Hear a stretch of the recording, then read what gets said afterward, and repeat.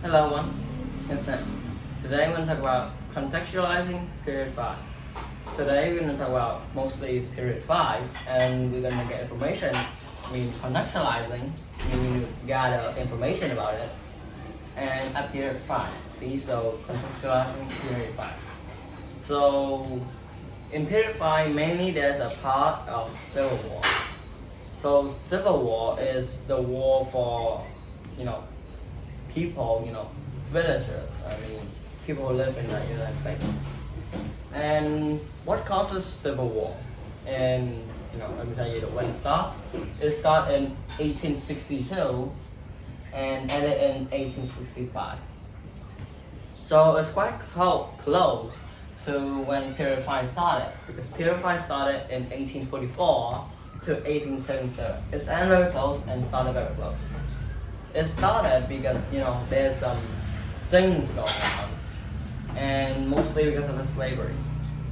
The slavery part in period 4, the South have a lot of slaves. 2% of the population have slaves, and they have millions of slaves.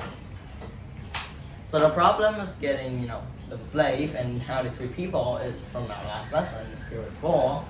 But we're not talking about some like Sanchiana's truth, because it's in period 4. And we talk about period 5. So in period 5 there is something happened, So why the civil war happened? So there was something happen because mainly of slaveries. But that's not all the problems. Some of the problems is the manufactured destiny. So what that means is, the Lansini expansion, like you expand double the size of United States. You think double the size, so you have new state, right? But you're saying North and South get to choose, is that state a slavery state or is that state a free state? So free state gets people and to live in there and pay tax like normal people. But slavery states mean they become slaveries. So because the South and the North get to choose, right? So North, we're saying free state is normal because they are all free, they don't have slaveries. But in the South, 20% of the population have slaveries. So if we say,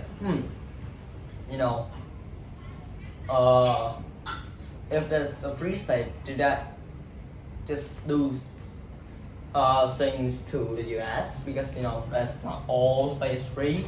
There's some states have slavery and need to do farming, and some states in the North do not have slavery because they do manufacturing things. And some of the reasons, is many sections, but modernization problem. So that problem is quite simple, you can't lie, because you might be, if it happens to you, you might be a little bit angry as well, because in the North have more technology than the South. So if you think about it, the South, if you're the South, you would say, oh, so the North is a richer part of the US, and the South is just a poor farmer things that we do farming for them. So you think of that, and you might get very angry if you're South, because they are the manufacturers, they have factory, they're working to make stuff good and to do things, and of course they have modern technology first and more because they just work that mostly. And South they just have slavery, doing farmer stuff, and have farms, some wheat things to eat. I think that's enough wheat. And one last one, if you talk about it, is there's people against slaveries.